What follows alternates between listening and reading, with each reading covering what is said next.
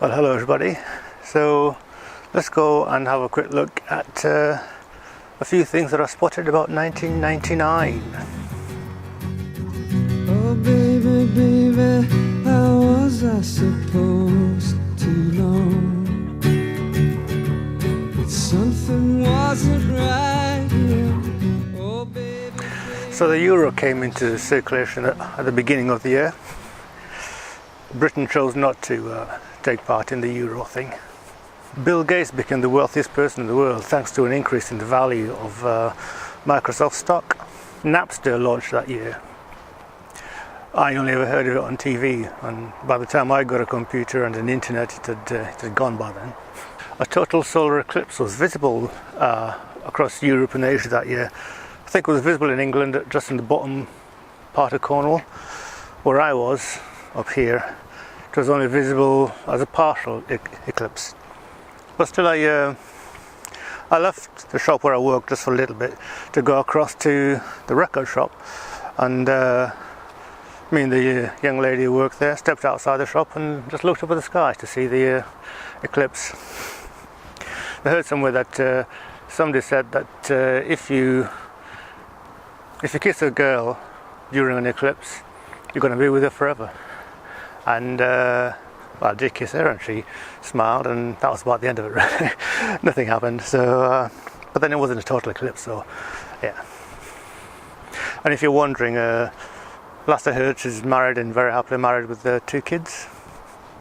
The National Assembly of Kuwait revoked a law that granted women's suffrage from 1985. And also the population of the world rose above 6 billion. 6 billion of us running around on this tiny little planet.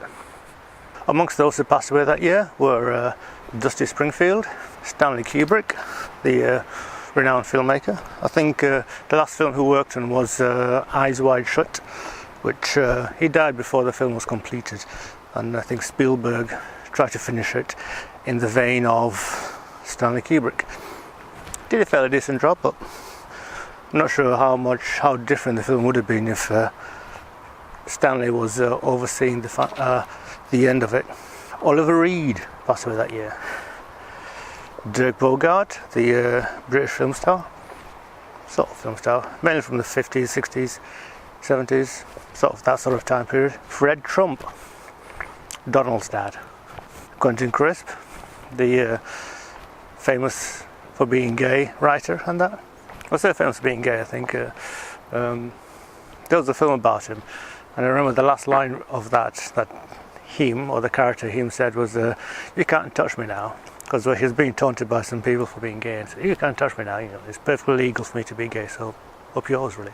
And also passing away that year was Jill Dando, news broadcaster and TV personality, journalist type. She was, I think, murdered by a stalker. So 1999, that's when I went to one of the most fun conventions I've been to. It was Supernova 99. I was asked to be a photographer there for the organisers, and I took a shed load of photographs while I was there. And it's pretty much all I did, just take pictures. Yeah, I was in my element almost, you could say. Yeah, so, but a bit about that later. That's the year that I turned 31. And I was thinking maybe it's time to leave home, because I was still living at home by then. I know, dreadful, isn't it? Yeah, anyway, see you all tomorrow.